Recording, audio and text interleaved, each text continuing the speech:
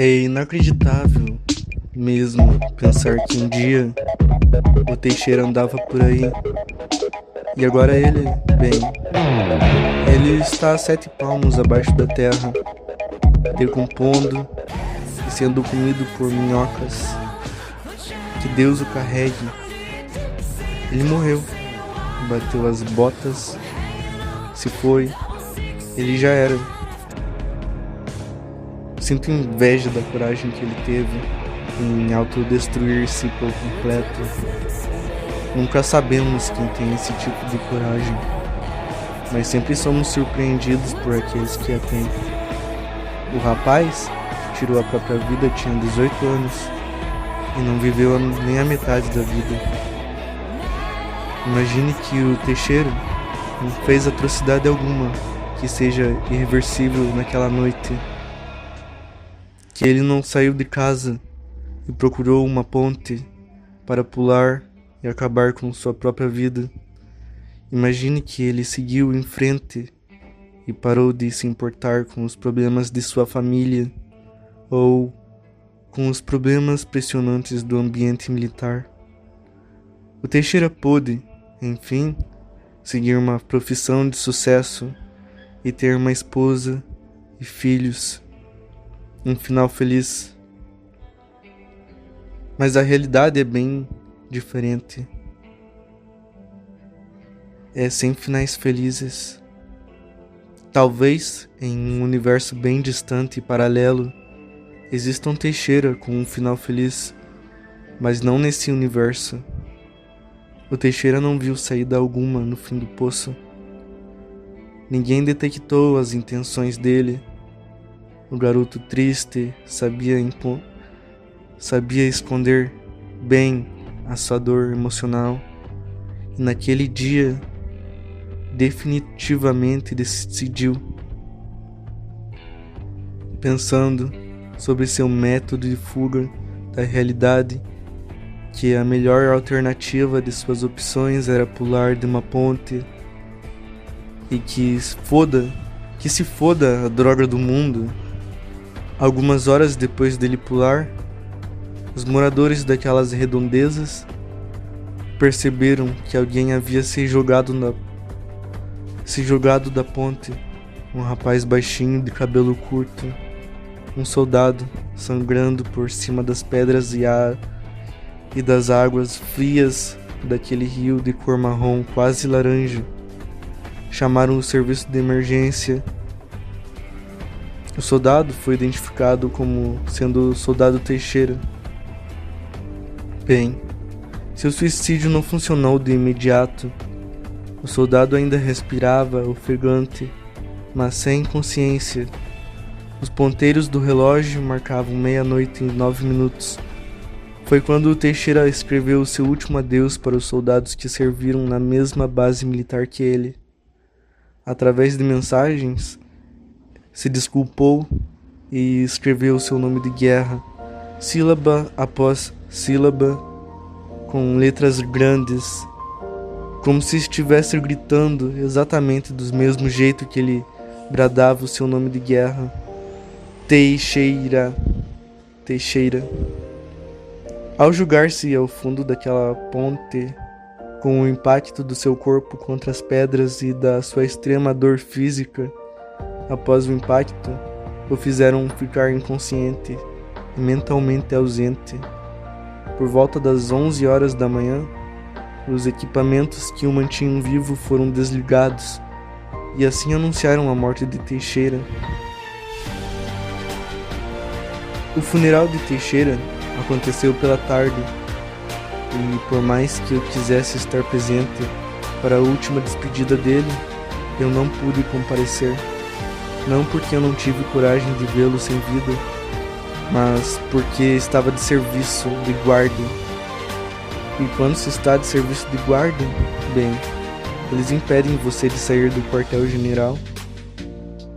Talvez o Teixeira calculou o dia certo para se jogar da ponte, um dia em que eu estou de serviço. Então assim eu não poderia vê-lo morto. A grande maioria das outras pessoas, dos outros soldados, foram ao funeral. O sentimento é muito mais frustrante e doloroso de saber que nunca vou ser capaz de fazer a última despedida, olhando em seu rosto sem vida, que agora se torna pálido, e de poder tocar naquelas suas mãos que agora se tornaram geladas e frias, cruzadas em cima de sua barriga. Não consigo descrever mais nada. Ah, o luto é maravilhoso. Pessoas morrem todos os dias. Pessoas próximas morrem raramente. Pessoas amadas morrem do dia para a noite. Talvez eu a amasse de maneira amigável, como um irmão que nunca tive, mas eu não demonstrei isso. E agora é tarde demais. Muito, mas muito tarde mesmo. É realmente um sentimento irreal. As lembranças são tudo o que restam, e jamais quero perder essas lembranças. Imaginem um homem em uma farda verde oliva. Você deve imaginar que se trata apenas de um soldado que escalou os degraus da hierarquia militar, um guerreiro, alguém sério, pronto para ajudar alguém, pronto para ajudar qualquer um de nós, certo? Mas a realidade é bem diferente. Eu estou falando do Sargento Bergman. Sargento Bergman. Este sargento não é apenas uma figura de autoridade. Ele é um homem tomado pelo rancor que exerce uma pressão imensa sobre os soldados que chegaram em 2024. Essa pressão não foi apenas pesada, ela se transformou em um ciclo de crueldade que levou ao suicídio do soldado Teixeira, soldado 614 Teixeira. E não se enganem, não foi apenas a pressão que pesou sobre nós, mas também o bullying. As pessoas podem ser imensamente cruéis quando se dispõem a isso. Não é, Sargento Bergman? A verdade é que o que acontece nos bastidores muitas vezes permanece oculto. E a verdade às vezes nunca é revelada. O verdadeiro custo dessa pressão é pago de maneiras que ninguém poderia imaginar. O campo. Amanhã vai ser o dia do campo, dia 13 de maio de 2024. Estou preparando ao máximo a mochila para o campo. Estou preparando tudo o que preciso para o amanhã. Quero ver o sol subir lentamente, enquanto o planeta Terra continua girando sem parar, igual nós humanos, a raça dominante desse sistema planetário, os inteligentes, porém ignorantes. De qualquer forma, eu durmo. Estou descansando a carcaça para enfrentar o que vem a seguir. O campo será nossa simulação de guerra. Somos acordados às 4 horas da madrugada, quando o Sargento Bergman e Forgerini entraram no alojamento gritando: Começou, senhores! Começou, senhores! Preparem a carcaça! Se preparem! Um dos sargentos estava apitando com um apito para nos apressar. Levanto do beliche e corro para o meu armário. Tem luzes vermelhas para todo canto, as luzes de sinalizadores acesos. Provavelmente os sargentos acenderam antes de nos acordar. Parecia um ambiente sombrio e totalmente diferente do normal. E era o que queriam que pensássemos. As luzes vermelhas dos sinalizadores iluminando no escuro causam uma sensação de alerta imediato e sinalizam a necessidade de parar, observar e de agir com cautela. Eu pego o meu barbeador e a espuma de barbear. Sigo para o banheiro. O banheiro estava lotado de recrutas. Não tem espaço disponível nos espelhos. Tenho que improvisar e fazer a barba sem um espelho. Quando me sinto pressionado e estressado, eu esqueço as coisas. A gandola nova que foi completamente esquecida pendurada em um dos beliches, pois deixei a gandola secando em frente ao ar-condicionado. A sensação de medo paira sobre mim, enquanto eu coloco as calças camufladas de ralo e a gandola de ralo por cima da camiseta de ralo que antes era de um soldado do ano anterior, o desconhecido soldado Yaronka. Para completar, coloquei o gorro numerado com o número 609. Os coturnos de ralo estavam completamente calçados em meus pés, mas a amarração de selva em um deles não estava feita. Pareço estar pronto, então pego a mochila de cima do armário. O tempo está esgotando-se. O 615 Bernard está conferindo a mochila, enquanto a maioria de nós estão lá fora, todos prontos. Eu decidi deixar o kit costura no armário, porque pensei ser muito desnecessário. Estava com vontade de ir ao banheiro, mijar, mas o meu pedido foi negado pelo sargento Bergman. Não me restou tempo. Então eu corro desequilibrado para fora do alojamento, onde vou para o fim da fila, para a retaguarda, e informa: é hora do apronto. A mochila estava realmente pesada. Dentro da mochila tem uma farda de muda, um par de coturno, um coturno de muda, uma roupa de frio verde militar, além dos kits de socorros, sobrevivência, carcaça, manutenção do fuzil, camuflagem e um pote de alumínio que chamamos de marmitex e um caneco de alumínio para beber água que peguei com o subtenente Pires. Também tem 1 litro de água cheio, um poncho e um saco de dormir, tudo perfeitamente impermeável em plásticos à prova d'água, itens resistentes que não molham. Não estava levando balaclava e as luvas de frio, pois pensei serem desnecessários. Não gosto da ideia de ter algo cobrindo o meu rosto e a sensação estranha de luvas em minhas mãos. Tenho velame suficiente dentro da mochila, os velames que o avô Emílio comprou em uma loja militar Defender. Antigamente, na minha época, ser um militar não era assim. Os soldados têm que pagar para servir agora, dizia o meu avô Emílio, reclamando dos preços dos itens militares da loja Defender. Ele estava zangado, porque eu havia gastado R$400 da minha grana do meu salário, um preço alto que doeu os bolsos. Sou um soldado, mas sou um consumidor de equipamentos militares que se tornaram produtos comercializáveis. O sargento Forgerini nos levou até o lado do rancho marchando e cantando canções militares com o máximo de animação. Estamos esperando a terceira DE cautelar os paus de fogo. A terceira DE também fará o campo com nós da base administrativa da guarnição de Santa Maria. Enquanto esperamos, estamos seguindo a ordem de caranguejar. Sabe o que é caranguejar, soldados?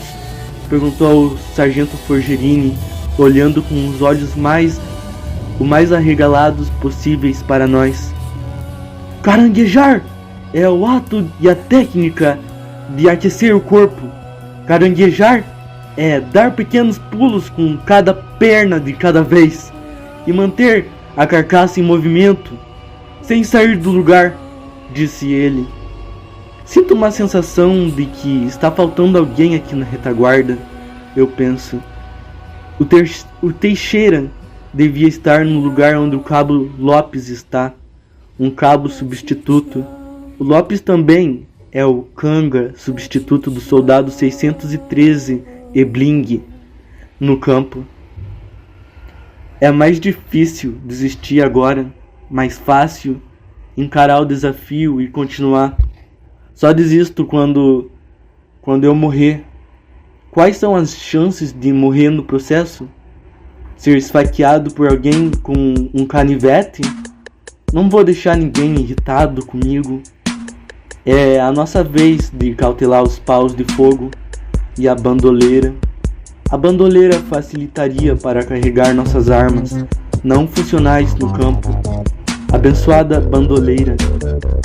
Após todos os recrutas do nosso pelotão terem acabado de cautelar, os sargentos Bergman e Forgerini e o sargento Azevedo, eles nos levaram em frente ao rancho, onde recebemos café da manhã. Estava usando pela primeira vez o caneco de alumínio para me servir um café com açúcar. Tem pão com mortadela e bananas de fruta. Pego um de cada. Não estava realmente com fome, mas tive que comer com pressa. Guardei a banana em um dos bolsos da calça. Comeria mais tarde, quando a fome bater. Uma hora a fome bate, sempre bate. E o estômago começa a fazer barulhos pedindo migalhas de alimentos. Até o ponto de você considerar mastigar folhas de uma árvore para enganar a fome, para não sucumbir. Não sei o que me aguarda no campo. O desconhecido está a um passo à frente. Eles levam a gente para a garagem do quartel. São quase 5 horas da manhã. Nenhum sinal do sol subindo ainda. Todos os recrutas estão alinhados em fileiras. Cada um está a 1 metro de distância do outro. Está tocando uma música motivacional.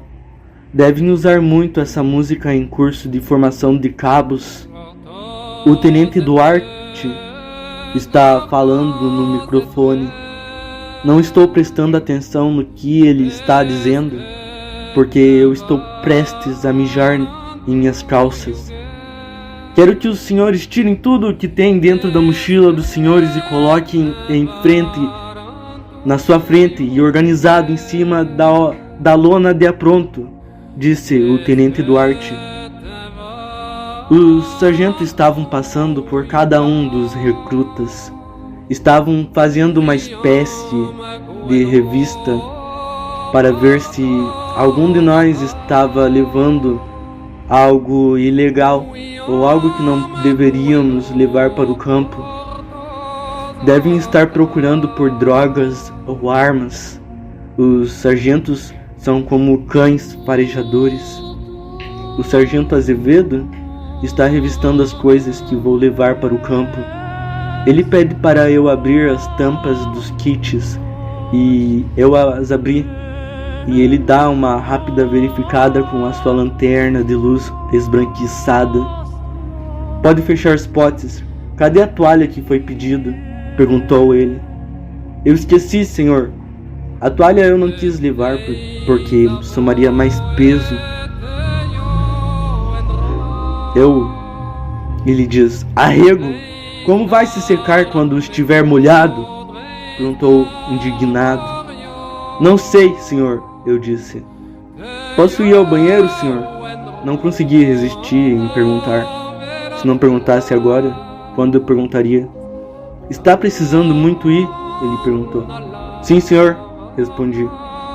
Havia um banheiro a 10 metros de distância. Seria maldade ele recusar. Pode ir, disse o sargento Azevedo. Eu pedi para o cabo Lopes cuidar das minhas coisas enquanto eu vou ao banheiro me aliviar.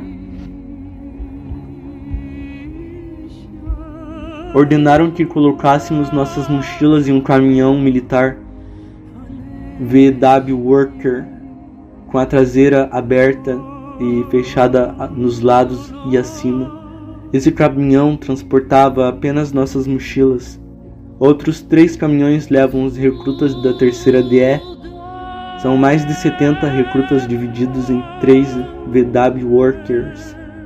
Um outro caminhão transportava apenas os recrutas da base administrativa da guarnição de Santa Maria. E outros com recrutas dos 2 pelotões.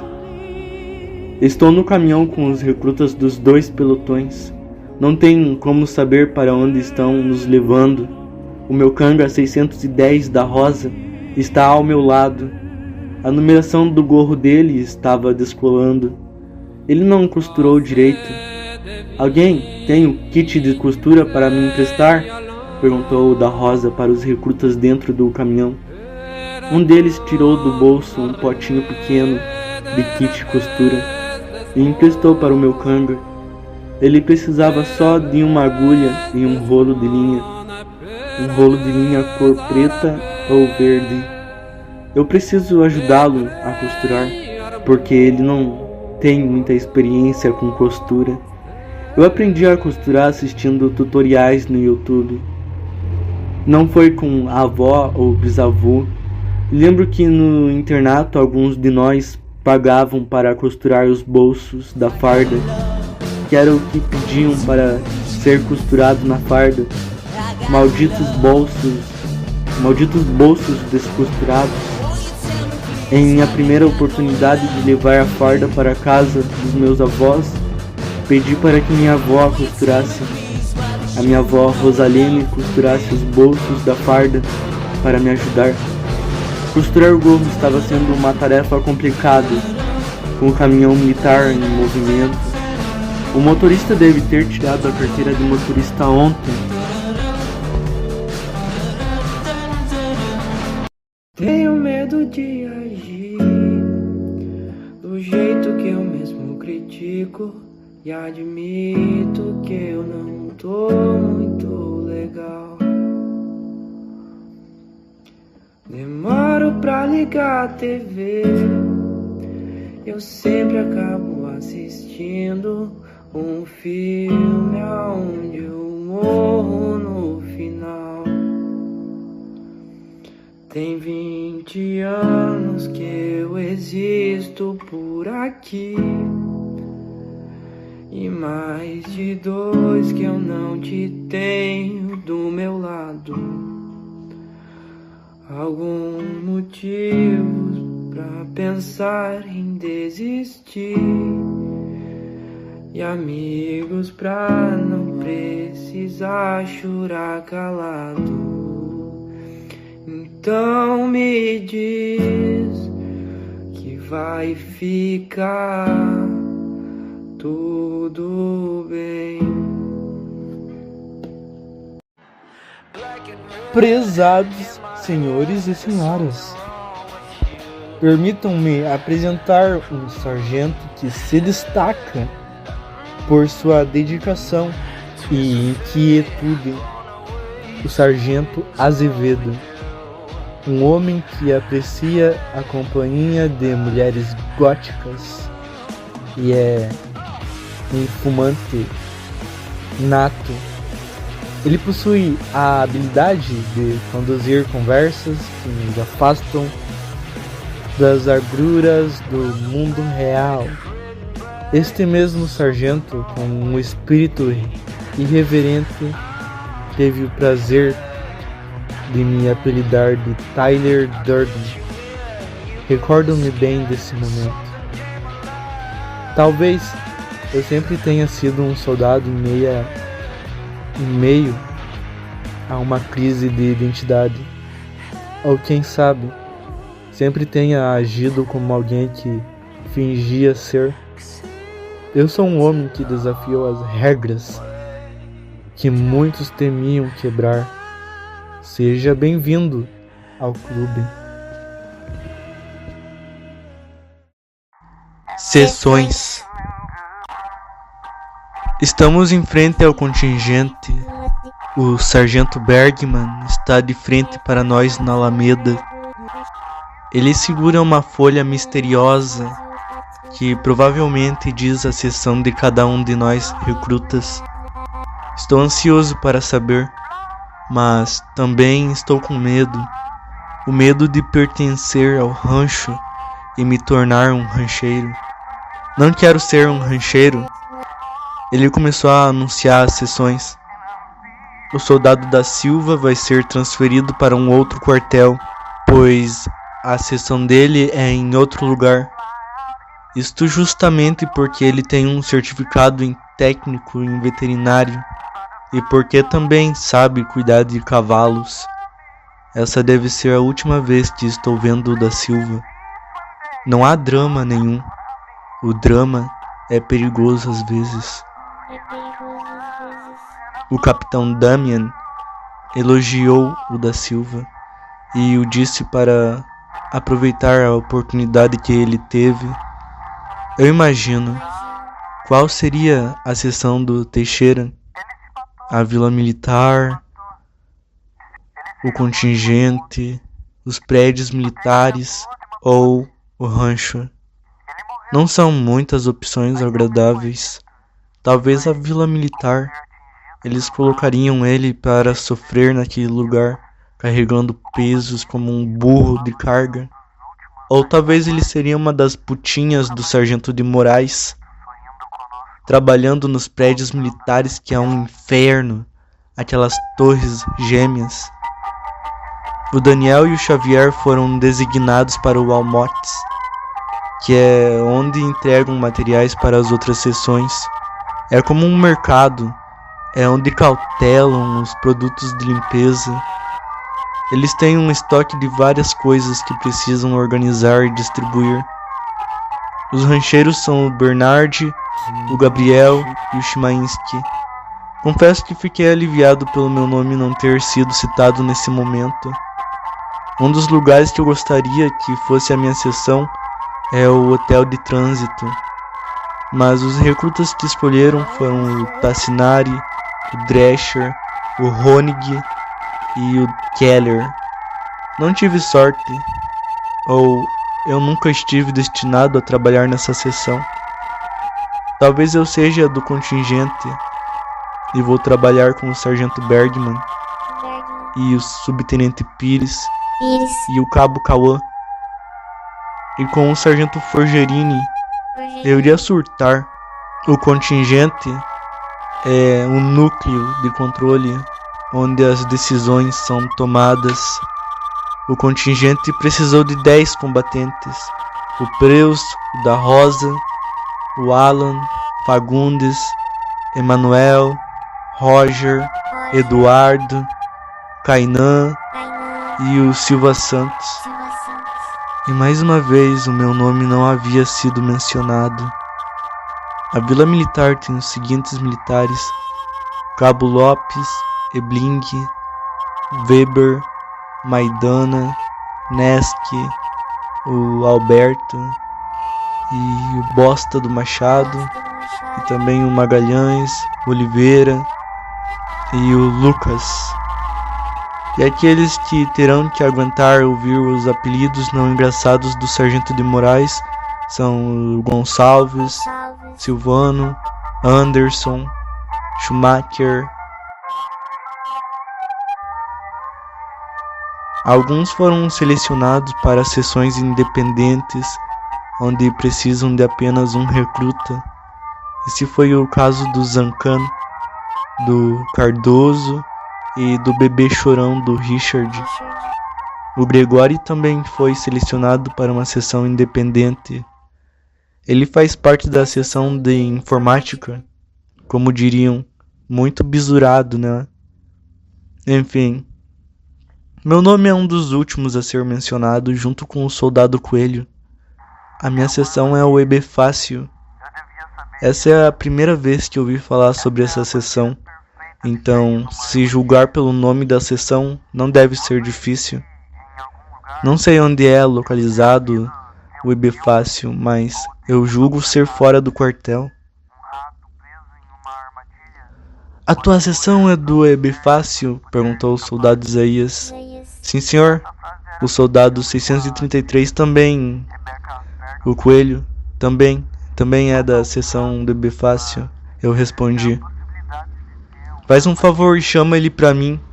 Quero conversar com os dois, disse ele empolgado. Então eu chamei o coelho e disse: o soldado Isaías quer conversar com nós. Acho que é sobre nossa sessão.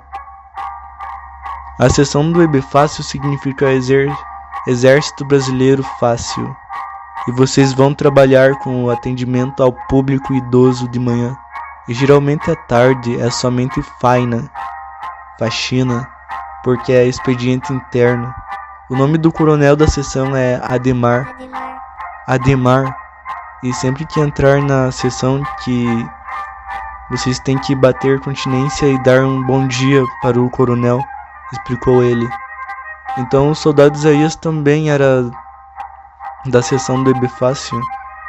Vai trabalhar com nós e vai ser ele quem provavelmente vai ser o nosso ensinante. Eu estava certíssimo com a intuição que tive. Concretizou-se em verdade. O EB Fácil é fora do quartel e está localizado no térreo ao lado da portaria dos prédios militares. O ambiente tem uma sala de espera com 3 fileiras de cadeiras para os clientes esperarem. Tem um balcão pequeno no canto atrás das cadeiras onde tem uma térmica escrita café em um papel branco colado a fita. O café, para quem for que esteja esperando, naquele lugar também tem 3 televisões penduradas no alto. 2 das TVs mostram o número das fichas. Na tela das 2 televisões mostram as fichas e uma localizada na parede à frente do balcão de café para os idosos que aparecia o número das fichas. A TV do meio passa a programação matinal de todas as manhãs da semana no canal Globo. O SBT não está na lista de canais que os militares gostam de assistir, e não sei o porquê disso. A televisão mais distante fica em outra parede perto dos sargentos que lidam fazendo identidades civis e militares, e que também mostra o número do ficheiro. Sou muito bisurado por ser mandado para esse setor. Eu vou ser mais um atendente sentado em uma cadeira, atendendo pessoas da terceira idade. E eu pulo de alegria.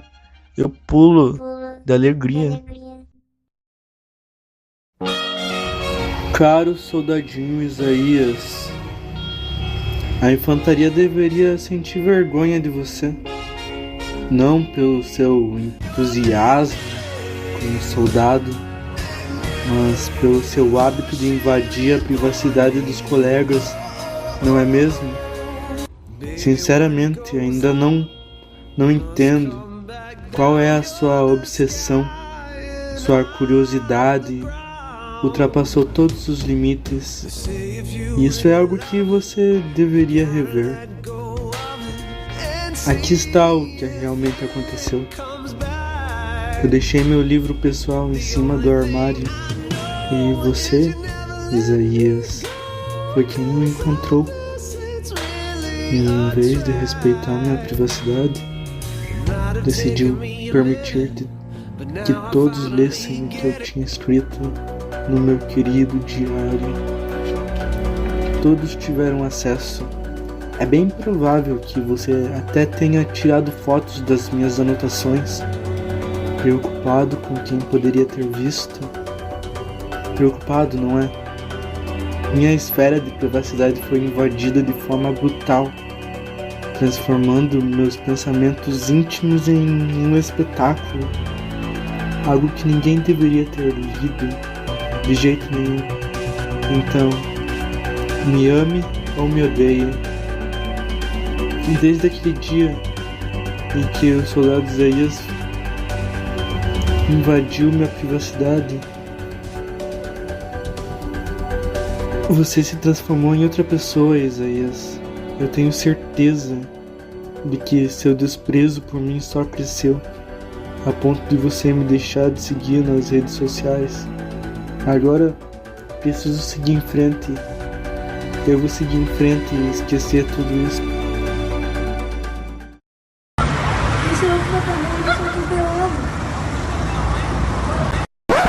Esse aí sou eu. Você deve estar se perguntando como é que eu cheguei nessa situação. Então, nós teremos que voltar um pouquinho no tempo para sabermos exatamente por que eu me joguei na frente desse carro. A alteração do domingo. É domingo, 26 de maio. Esse parece ser um daqueles dias em que eu fico de repouso no quartel o dia todo, fechado no alojamento e entediado. Posso fazer alguma coisa diferente hoje. Quero sair do quartel e fazer algo diferente. Não sei o que eu quero fazer. Os domingos são silenciosos. A maioria dos soldados estão com as suas famílias.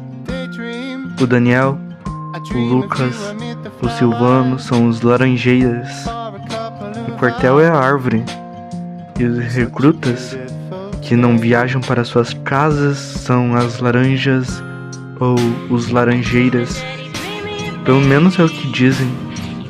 O Gonçalves também é um laranjeira. Eu sou um laranjeira também. Às vezes, as laranjas caem do pé da árvore e apodrecem antes do tempo. Não sou uma laranja. Eu vou para o lado de fora do alojamento e acendo um Marlboro Red Selection. Eu não tenho medo de desenvolver câncer de pulmão. Uma vez li em um artigo que dizia que pessoas que param de fumar têm mais chances de ter algum tipo de câncer. As chances de ter câncer em uma pessoa fumante que parou de fumar são maiores do que um fumante que continua fumando. Mas isso pode ser apenas uma teoria idiota para fazer os fumantes terem medo de parar de fumar. Fumar é o meu vício. Os plantões eram o Preus, o Xavier e o Emanuel. O plantão que estava na hora era o Preus. O Gonçalves está do lado de fora do alojamento também. Tem um cigarro para me apoiar? Ele perguntou. Eu abri o meu maço de cigarros e peguei um dos últimos 3 cigarros que eu tinha.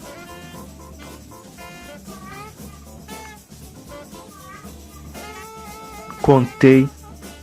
Cedo ou tarde eu vou ter que comprar mais e alimentar cada vez mais o vício em cigarettes. O 612 Gonçalves, ele estava pedindo para mexer no meu celular. Ele quer conversar com as garotas online no aplicativo Omegle. Eu emprestei, mesmo sabendo do risco dele ver as minhas coisas pessoais, as coisas que eu não costumava comentar. Não são pornografias, mas são arquivos pessoais para mim, guardados em meu celular. Ele prometeu que iria mexer só no Omegle. Promessas podem ser quebradas, na verdade. Promessas podem sempre ser quebradas. Ele tinha sido assaltado quando estava bêbado. Nesse suposto assalto, roubaram o celular dele. Malditos ladrões que roubam um soldado que vem de outra cidade para servir em Santa Maria. Talvez ele tenha inventado toda essa história para ter o que contar. Eu acredito em tudo o que eu vejo com os meus olhos. Pode ser uma armadilha confiar demais. Você tem que desconfiar ou confiar ao mesmo tempo. Eu acreditei na história do roubo do celular dele, apenas sendo assaltado e tendo o celular roubado para entender essa situação. Tive que ir ao banheiro, mijar. Quando voltei, o Gonçalves estava do lado de dentro do alojamento, sentado em uma das camas e vibrado no celular. Eu pedi o meu celular de volta, disse que queria ver algo em meu celular. Ele devolveu. Mas eu não queria ver nada, na verdade. Aqui tá um tédio. Eu descobri uma praça nova perto daqui, disse ele. Não sei. Fica onde essa praça? Eu disse, com curiosidade. O Gonçalves mostrou no Google Maps onde ficava essa tal praça. Era uma praça chamada de Praça do Malé. Essa praça era em frente ao quartel Malé, com o mesmo nome. Quero visitar essa praça. Tenho que ver a vista. Eu sou um caçador à procura de uma presa. Quero ver pessoas. Quero me sentir vivo e livre. Quero ver a luz do dia cintilar em meus olhos. Eu quero a liberdade. Vamos beber, eu disse. Ele me olhou com os olhos e ele me disse: Não tenho dinheiro. Não tenho dinheiro. Eu mandei os trocados que tinha pra minha velha. Ele respondeu. Ele parecia estar desapontado. Mas eu tenho dinheiro. Eu completei. Eu tinha dinheiro, mas era o dinheiro que eu estava guardando em caixinhas do banco Nubank em meu celular. Ou eu poderia usar o cartão de crédito do Santander. Qualquer um serviria para comprar alguma bebida, uma bebida alcoólica para me nocautear.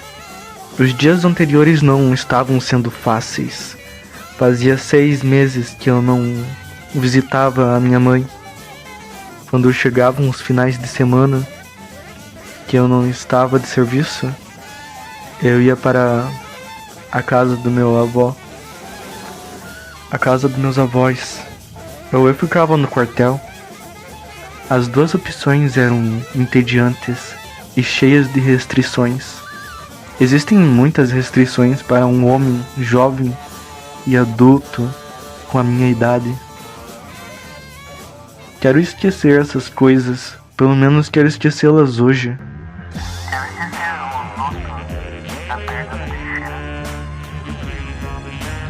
Vou para o meu armário e visto uma calça jeans, uma camiseta de lã e uma camisa térmica.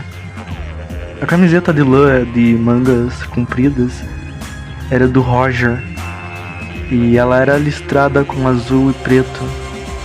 Era quente para ser usada em dias de frio, e hoje estava frio, uns 12 Celsius ou mais. Às vezes chamava o Roger de Rogério para deixar ele brabo. Esse não é o nome dele, ele dizia. Para finalizar, eu coloco o meu boné e os tênis, borrifo um pouco de perfume nos pulsos e pescoço, embaixo das axilas. Peguei o meu carregador e coloquei em um dos bolsos do meu jeans. Não queria ficar sem bateria. Pego o cartão de débito do Santander e deixei a chave do armário no mural de chaves que tinham inventado. Eu estou pronto. Vamos, eu disse. O plantão da hora anotou a nossa saída. A saidela dos portões das armas dava a sensação de liberdade. Estamos livres. Em uma esquina, em frente do quartel da 6ª Brigada de Infantaria Niederauer, tem um lugar que vende bebidas alcoólicas. Seguimos para comprar uma bebida, 1 litro de vodka talvez. Depende de nossa decisão. Estamos decidindo o que comprar. O Gonçalves sugere uma bebida chamada Dreyer. As pessoas tomam Dreyer em dias de muito frio. Eles chamam de quentão o Dreyer. Eu comprei uma Coca-Cola, um saco de gelo e o tal de Dreyer. Estava bancando tudo sozinho, Estava pagando bebidas para alguém que nunca me pagou uma cerveja sequer na vida. Eu não estava raciocinalizando direito. Onde é essa praça, então? Eu disse. É aqui perto. É só mais umas quadras. Nós podemos chamar o Anderson, convidar ele para beber junto com nós. Ele disse. Pego o meu celular do bolso e abro o grupo do WhatsApp e procuro pelo Anderson. Não tenho o número dele salvo. Não tenho o número de nenhum dos recrutas salvo no meu celular. Então eu procuro pela foto de perfil dele. Eu encontrei a foto de perfil do Anderson. Era a foto do Anderson e do Gonçalves tirando uma foto no espelho do banheiro do quartel. No banheiro do quartel, no alojamento. Eles são muito amigos um do outro. Posso perceber isso. São como irmãos.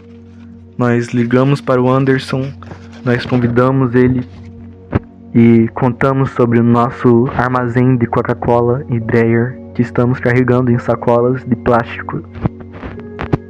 O Anderson vai encontrar nós na praça, ele confirmou. Quando chegamos na praça, haviam adolescentes jogando futebol. E tinha um outro grupo lá jogando handball. Estamos somente observando, são pessoas divertindo-se, assim, que empolgante ver os outros jogarem. Também sabia jogar handball, mas não era muito de socializar. Prefiro ficar na arquibancada. Era o terceiro ou quarto copo de Dreyer. Foi quando o Anderson chegou. E agora formou um trio de soldados à paisana, disfarçados de civis. O copo com aquela mistura tem um gosto fraco. Parece fraco, mas não é. Pois seria como dizer para um café frio que está cheio de açúcar, ou doce demais que o café estaria quente. Um Dreyer não é um café. Servi mais Dreyer e alcancei para o Anderson. A garrafa de 1 litro ainda estava mais da metade. Estava com vontade de mijar. Talvez eu tenha um problema de bexiga que eu não identifiquei. Tem que ser um problema. Um problema de bexiga em um soldado recruta. Esta é a explicação. Eu quero ir mijar. Eu quero mijar, eu disse. Sabe quando se quer ir ao banheiro e você começa a fazer aquela dança do xixi? Eu tô ficando exatamente desse jeito, agitado. Então eu e o Gonçalves vamos procurando um lugar pra mijar. Ao redor, nós olhamos. Então nós fomos correndo e cantando canções de infantaria para uma residência abandonada e cheia de lixo. Naquele lugar tinha uma árvore de uvas japonesas ou chinesas. Não lembro o nome científico da fruta. Eram doces e comestíveis. Não são chinesas. Disso eu sei. Gonçalves sabia a maioria das canções de infantaria. Ele decorou quase todas. Ele puxava a canção e eu repetia. Eu repetia tudo o que ele cantava. Estava quase sem fôlego correndo de volta para a Praça do Malé, onde o Gonçalves e eu estávamos correndo em direção. O Anderson estava bebendo. Eu devo achar a solução dos meus problemas no fundo do copo. Preciso encontrar a solução. Eu tenho que esquecer de uma vez por todas, por um dia. Eu tenho que esquecer. Tenho que esquecer. E hoje é o dia. Hoje é o dia de esquecer.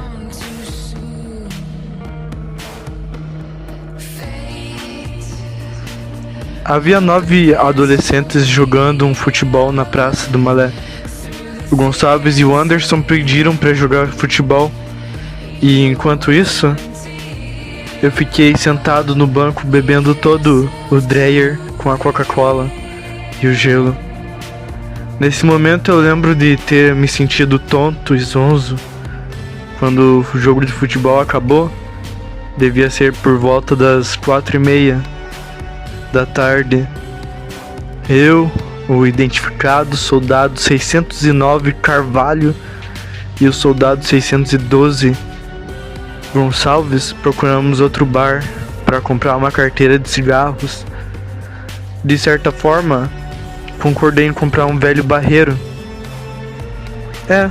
Foi então que na metade dessa tal de bebida em que perdi totalmente o controle de mim mesmo.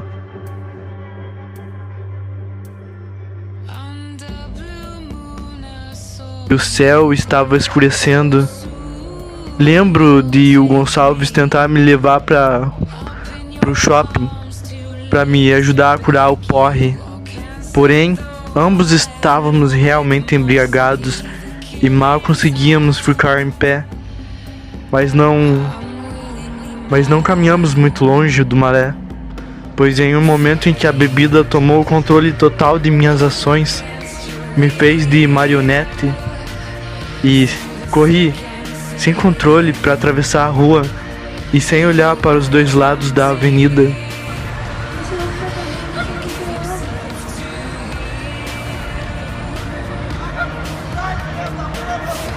Nesse momento em que um carro colidiu contra mim. E aí você atirou do carro. Nós estávamos na frente do hotel de trânsito da rua Liberdade. Que ironia, o nome da própria avenida é Rua Liberdade. Bem, fiquei nada ferido, mas estava nocauteado no chão. A mulher do carro, Camila, chamou a ambulância dos bombeiros. A Camila Dalcol chamou os bombeiros. Camila Dalcol da Silva, uma mulher que era advogada. E eu comecei uma briga contra o Gonçalves quando a ambulância dos bombeiros chegou para me ajudar. Eu lembro de ter recusado qualquer ajuda, mas conseguiram ir contra as minhas forças até que me rendi. O Gonçalves esperou do lado de fora do hospital e eu continuava a recusar sem atendido, forçadamente, até que em um momento eu fugi do hospital. E é aí que eu me arrependo demais de ter feito o que fiz. O Gonçalves me emprestou os tênis dele, pois de alguma forma, eu havia perdido os meus tênis em algum lugar. Sendo assim, o Gonçalves ficou descalço. Foi então que decidimos voltar para o quartel. Mas ao chegar na guarda, o sargento comandante da guarda, a terceira sargento Trindade. Essa sargento, ela era parente daquele soldado chamado Kainan. O Kainan é um filho da puta. Ele me odeia e eu odeio ele também. E ela provavelmente me odeia porque ela tem o mesmo sangue que o dele, né, terceira sargento Trindade? Ela pediu os meus documentos, mas eu não encontrei os meus documentos porque eles estavam no bolso das calças do Gonçalves. Eu havia entregado para ele. E ele se fez de que eu havia perdido os meus documentos. Ele fez eu pensar que eu tinha perdido meus documentos, mas eu não tinha perdido, porque meus documentos estavam no bolso do Gonçalves. E